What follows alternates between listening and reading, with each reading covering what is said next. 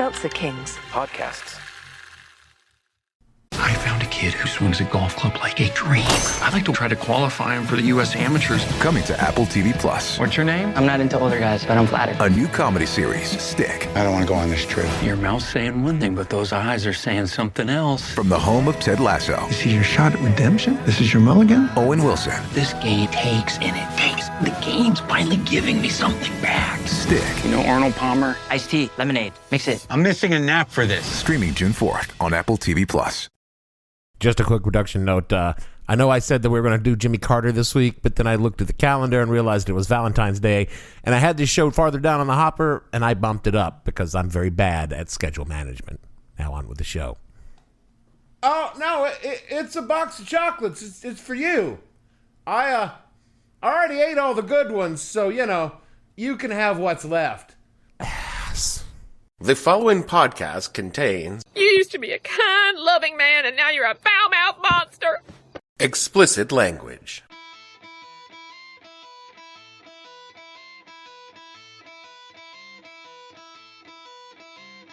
Hello and welcome to the podcast that asks a simple question. When you thought you'd meet your soulmate by striking up a conversation in the poetry section of a bookstore, what the hell were you thinking? I'm your host, Dave Bledsoe, and this is episode number 350, Looking for Love in All the Wrong Places edition of the show, where we're talking about finding love before we had the internet. Stay tuned. The What the Hell Were You Thinking podcast is brought to you by Harsh Reality, the dating service for people who need to lower their standards. Are you looking for love in all the wrong places, and are you aiming for the moon and blowing up on the pad? Are you constantly asking yourself, what is wrong with me? Harsh Realities is here to answer that question. Our team of experts will examine you for who you actually are, physically, emotionally, financially, and come up with a dating profile suitable to the real you. Then we will find a match based on the kind of person you realistically have a shot with. At Harsh Realities, we know you look at Pete Davidson and think, well, if he can do it, so can I. And we're here to tell you, you're no Pete Davidson. You need to accept some harsh realities. Lowered expectations.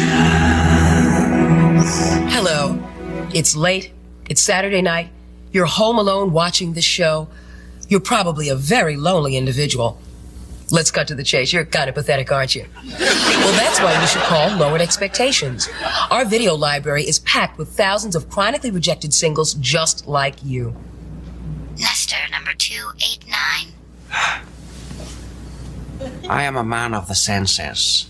I want a woman who knows the smell of crayons, who loves the way the nut tastes on her tongue.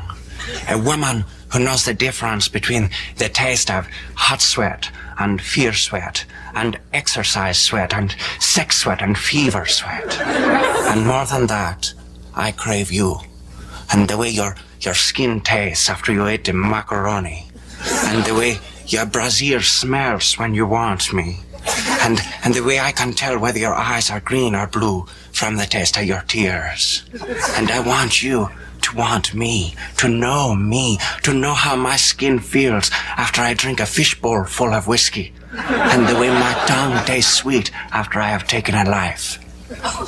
I also like sailing, long walks on the beach, and horseback riding. Bye-bye now. Bye-bye. For Nester, press pound 289. Lowered Expectations. When you've been blown off by the rest, settle for second best. Back in the 70s when I was a kid, Valentine's Day would be quite the experience. We all got a little ritual humiliation as a learning experience. We'd be forced to create these paper sacks with red construction paper hearts on them so all the kids in class could put Valentine's cards in them for all the other kids in class. And you might ask yourself, as I repeatedly ask myself, what were we expected to learn from this? Who cares? No one will ever love you. That's exactly what we were expected to learn. Now, I can only assume that kids today probably have something like this, but since kids today are soft and coddled and prohibited by law from experiencing anything unpleasant until they're of legal drinking age, it's probably a vastly different experience. Because when I was a kid, kids are not separated by intelligence. The weak are picked on? And it made us the strong, well-balanced, nihilistic alcoholics we are today. For example, there's no way in hell a modern teacher would not examine the Valentine slipped into a bag for all kinds of things an unpopular kid might receive on said cards. Instead of things like "Be my Valentine," maybe the message would be, "You're a fat ginger kid that's only been in the school for 6 months, so no one knows you or likes you, and honestly, we hope you die." Or, if they were kinder kids, "Happy Valentine's Day, whatever your name is." Thanks, I guess. As an unpopular kid, you probably wouldn't have gotten many of any cards, but the rule was that everyone had to have cards for all the other kids in class. But somehow, the cute, popular kids always seemed to have more cards than, say, the fat ginger kids who'd been at the school for only 6 months because their dad was in the military and he moved around a lot. You seem to be handling this well. You think I'm talking about me? No, man, I was one of the cool kids. I got tons of cards that never had hurtful things written on them about how my stomach made the buttons of my shirt pop off, or how my big red hair made me look like Howdy Doodies. No, and I always had lots and lots of cards in my bag, dozens of them, just because, some of the kids in class got Hershey's Kisses on their cards, and one time I got a cat turd taped to mine. I mean, no, I was super popular. Everyone loved old Dave. Dave who? I'm not here to talk about childhood trauma. I'm here because it's Valentine's Day and I want to talk about young adult trauma, namely the kind of trauma that was dating before we had the internet. How is that even possible? Not only was it possible, in many ways it was actually worse than modern forms of dating. I should know because I tried all of them and failed spectacularly. This is a history podcast, so I'll go into a short history of love and marriage through the ages. Oh, you don't have to do that. No. Please. In the earliest days of human evolution, things were enormously less complicated. You probably lived in a small band of hunter-gatherers, maybe 50 people altogether, and you were all related. So when it came to looking for love, there was only one choice. She's your cousin. She's your cousin. As we settled into agrarian societies, you might live in a village with a couple of hundred people, so you had more choices than just your cousin. An awful lot of people still went the cousin route. So gross. Which probably explains a lot about humanity when you think about it. Times changed, civilizations grew, marriages evolved, and specifically they evolved into a financial transaction exchanging women for valuable livestock and land. What about love? Please, we're talking about marriage. It has nothing to do with love. I'm sure people felt all the feels that came with wanting to exchange their genetic code with other people, but that wasn't relevant to the men who were doing the exchanges of the valuable livestock and lands. Throughout all of this, one did not need to worry about finding someone. That was handled by the man in charge of Family X, whose son would marry daughter from Family Y in exchange for 28 cows and 10 acres of pasture. This was how things worked for most of human history. It wasn't until the Enlightenment that the idea of marrying for love entered Western society. And make no mistake, it's still a predominantly Western society thing. Arranged marriages are still very common throughout the world, and in many cultures, monogamy isn't even really a thing. I want to go to there. You and me both, Liz Lemon. Now, I'm not here to talk about marriage and the relative merits of monogamy. I'm just bringing it up to say that for most of history, finding someone for a relationship just wasn't a problem, which is why we remain so very, very bad at it. A lot of people looked at the example of their parents for some kind of guidance on how they should go about finding a partner for themselves. Bad idea. It is a bad idea, especially in the days before one could simply log on and search for love in all the wrong places. Now, my parents were worse than usual when it came to relationship advice because they met in fucking church of all places. And every time I'd complain about how I didn't really know how to talk to girls, their answer would always be the same thing. Now, would you give church another try? I know a lot of people meet their partners in church, and if you're a church person, that's all well and good. But I'm not a church person, and so my going to church looking for love would at best be disingenuous, and at worst would have resulted in my being a teenage father. Once I moved out on my own, things did not get simpler in the dating arena. As a young adult in the 1980s and early 90s, we had three options for meeting people that we could date. We could meet them at work, we could meet them from our friends, and we could meet them at a bar. All of these remain viable and popular options today, and all of them suck just as much now as they did then. Allow me to explain in detail how all of these were terrible and how they were terrible in their own unique fashion. And I guess today we shouldn't complain. We've added a fourth terrible option in the fourth form of online dating, so y'all got that going for you, which is nice. Now, I use the term work, but the same rules apply to college since that's work for many young people. I just happen to have been in the military at the same time as most people were generally attending college, so the same rules applied to the military as to college. Indeed, having gone to college right after leaving the military, the only real difference between the two is there are rather more guns around in the military. The youth, the drinking, and the horniness, that's just the same. I have to say I find it a little disconcerting. Well, think about it. The young people in the best shape they're ever going to be in their lives, all living in close proximity, there's going to be a lot of fucking going on. Before the internet, you found yourself going out with people in close proximity to where you spent the majority of your time. Be that an office, a foxhole, or a dormitory. It had the charm of being serendipitous. You could be folding your laundry and look up to see one folding their skivvies and strike up a conversation, only discover that you have so much in common. Oh, I love meet cute stories. Well, duh, you have so much in common. You live and work in the same damn place, so naturally, you're gonna have a lot in common. Before long, you're dating, well, you're fucking anyway, and annoying your roommates with all the constant sex when all they want to do is watch Star Trek The Next Generation in peace when they come home from work. Now they gotta listen to your moaning and sucking over Data explaining to Tasha how he's... Data, you are fully functional, aren't you? Of course, but How fully? in every way, of course. I am programmed in multiple techniques.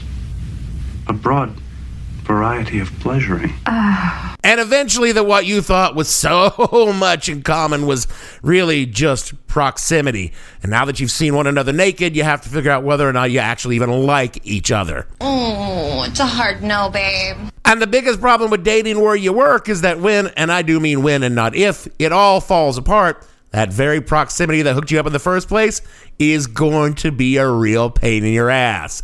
Sooner or later, you're going to have to go back to the same laundry room or the party or the foxhole with the person that you used to fuck and are now not fucking. And things will be awkward. At least online, you can usually spot some of the red flags about the other person before it turns into that awkward encounter. Maybe the other person cares more about watching Star Trek The Next Generation than talking about their day, or they don't separate their whites from their colors. You could screen out those sort of problems before you fuck. Back in the olden times, we had to figure that shit out as we went along. Like I said, in the pre-Enlightenment days, it was your family that decided who'd you marry. But in the early modern times, but before internet dating, it was your friends that decided who you would date. This is an awful idea. True. Commonly known as the setup, a friend of yours would usually, for selfish reasons, like they really wanted to fuck someone, but that someone's friend kept getting in the way of their action, would introduce you to someone who was just... She is perfect for you. And you, of course, will resist this because deep in your soul, you know it's a bad idea.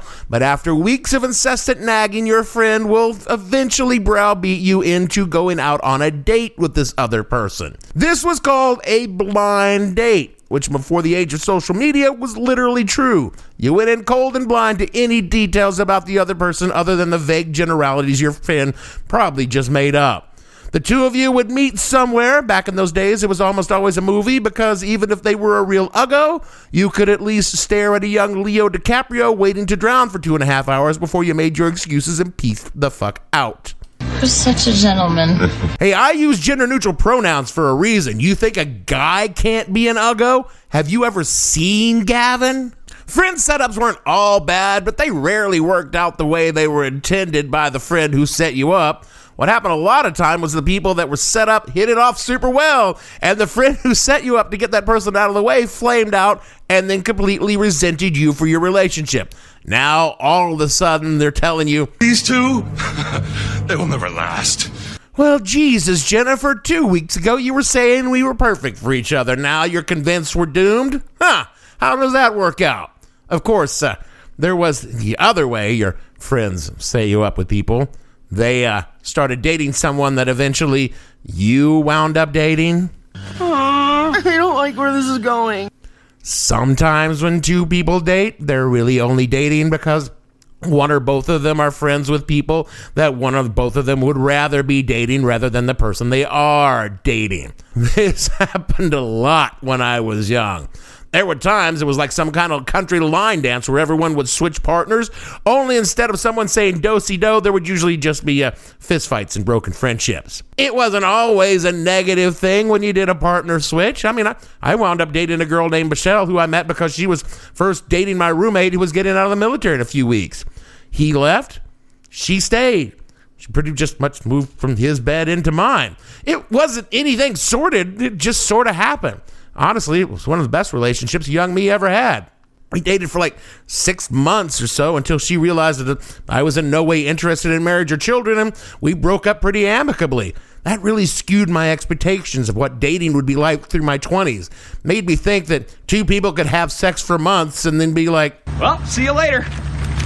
I thought it would always be that easy, but come to find out, I'd unfriend you. That's not how it works. That's not how any of this works. And when you undate them, they got angry. Since work and being set up by your friends were such horrible methods, the usual way we met someone pre-Tinder was by getting loaded at the bar and waking up with a stranger. This was a bad idea. True, very true. But it was the most common idea for decades until someone decided to swipe in whatever direction you guys swipe in came along. You all know how this one works. You've seen you guys doing it today. You put on clothes that you think make you look good. You head to a place where other single people, or at least people pretending to be single, mingle. And then you buy drinks for people until you find someone drunk enough, desperate enough, or horny enough to talk to you. And if you tell just the right mix of truth and lies, maybe they will have sex with you. I hear a lot of horror stories about online dating. And yeah, I get it. Some guy being a total creep in a text message is fucked up. But compared to, say, I don't know, waking up blindly hungover on a Sunday morning, naked in a bed you've never been in before, unsure of how you got there and who exactly you're in there with, only to turn your head and see a naked woman thumbing through the pages of the Bible smiling at you. And when she realizes you're awake, she proceeds to inform you that in the eyes of the Lord, the two of you had consummated your wedding last night, and all that remained now was to head down to her church and make it official. And what you really want to say in a moment like that is, what was your name again? But you can't say that because you're pretty sure you'll get stabbed. So you smile and you say, sure, absolutely. Let me just go take a quick shower before we go to church. And then you crawl out her window and run for your life through the Northern California trailer park, hoping to find your way to a highway to payphone before she notices you're spending an awful long time in the shower and starts looking for you. Oh, that is an oddly specific detail. That's just something that happened to some guy I knew. I mean, just some random guy that I knew once upon a time. Just totally random guy, not me. Honestly, all this dating nonsense was just too much trouble for me. I figured out pretty early on a way to circumvent all the difficulties of dating. Oh, this ought to be good. You see, rather than constantly trying to look for that special someone, I could just look for someone. I learned that if I just went to the right places, say, the base enlisted club at the right time, say, during a really big deployment, a large number of women would be looking for a friend. A friend for while their husband was overseas. And you strike up conversations, you buy a couple of drinks, you be a good listener, and you could find yourself in a mutually satisfactory short-term relationship where everyone involved knew there was an expiration date. There was no pretending I was Mr. Right. I could just be Mr. Right now until the deployment was over and everyone could go back to their previous lives, no harm done, so long as everyone used appropriate contraception. And yes, I hear you saying, that's adultery! To which I reply, technically, I have never committed adultery because I have never been married. What I was doing was more like sophistry. Which is fine because I never studied Greek and I didn't know what that word meant. Some of you probably thought that I would be doing a show about things like, video dating or computer dating or even classified personal ads as a way to find love before we had computers. And what you got in the end was implausible insinuations about my sex life. And I can understand why you're angry. That's fair. But you know what? Yeah, those things existed pre-online dating. But you want to know a secret about them? No, not really. Nobody used them. Video dating was a niche product in Los Angeles and to a lesser extent New York City, and computer dating was just a scam. Their existence made for good television hooks, but had very little impact on dating in their time. Now, personal ads, technically a lot of people did use classified dating ads.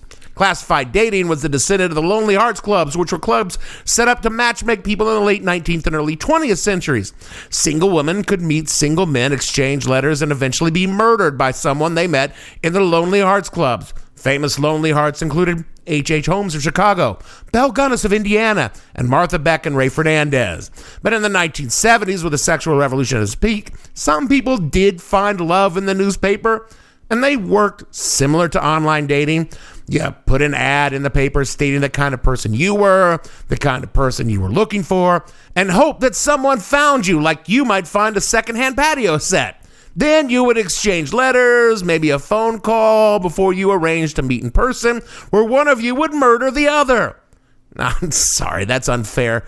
People weren't always murdered by the people they met in the personal ad. Sometimes they would just never show up. Like you would find yourself with a bouquet of flowers waiting at the bus station for Agnes in Omaha to show up, but Agnes would never show up. That's because she'd been murdered in a bus station in Illinois. Dating was hard back then. There's probably a full episode about personal ads that I probably should have done this week, but instead I wanted to make bad jokes about my horrible dating life because it's Valentine's Day, and I hate Valentine's Day with a passion. It isn't that I'm a lonely, bitter old man getting drunk by himself in a podcast studio. It is kind of true, though. But it's because Valentine's Day is a holiday designed to sell candy and flowers, and has fuck all to do with love and romance. I felt that way even when I was dating someone. How are you still single? Right? Hey, I'm a fucking catch. Ask anyone I've ever dated if we're still on speaking terms, which admittedly, most of us aren't. What I'm trying to say is there is no good way to find that special someone. They are all bad in their own unique ways, and you shouldn't worry too much about how you meet your special someone. I mean, hell, I met someone online at a Prodigy chat room. Didn't plan on it, just happened. I also met someone at a college party when I quoted Lord of the Rings to her. I would have married both of these girls if I wasn't the sort of person who, didn't fuck up relationships just because I could. There are even arranged marriages today that wind up in love matches, though I would never go that route because I don't want my parents marrying me off to some 50-something-year-old woman from their church. Unless, of course, that 50-year-old woman was a total freak in the bedroom.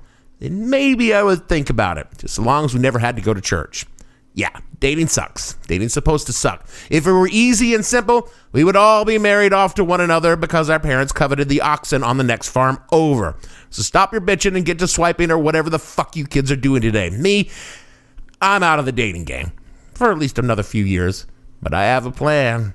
Oh, do I have a plan. When I hit 65, I'm going to head down to the old folks' home to scope out all the widows or septuagenarians whose old man has got the Alzheimer's, and I'll be like, hey, babe, why don't you hop on your rascal and scoot that fine ass on over and we can get your freak on in my Craftmatic adjustable bed. Now there's a bed that automatically adjusts to fit your body's contour. It's the famous Craftmatic adjustable bed. I see you, baby. Scooting that ass. Scooting that ass. Now, if you'll excuse me, I must go vomit. Whatever the occasion, effortless elegance is right this way. Because Hilton brings you new ways to stay courtesy of the Nomad London. And it doesn't stop at award-winning dining in a space draped in velvet and illuminated by vintage chandeliers. No, this day goes beyond with unparalleled personalized service and attentive hospitality. Oh, and did we mention the Nomad London can be booked using your Hilton Honors points at Hilton.com? Hilton, for the stay. Is anyone out there? Another salesperson enduring the endless search. Exhausting. If you want to get right to the right conversations, you need LinkedIn Sales Navigator. Whether you're looking for new leads or strengthening existing relationships at your top accounts, get right to the right conversations with LinkedIn Sales Navigator. Try LinkedIn Sales Navigator now with a free 60-day trial at linkedin.com/trial. That's linkedin.com/trial. Terms and conditions apply!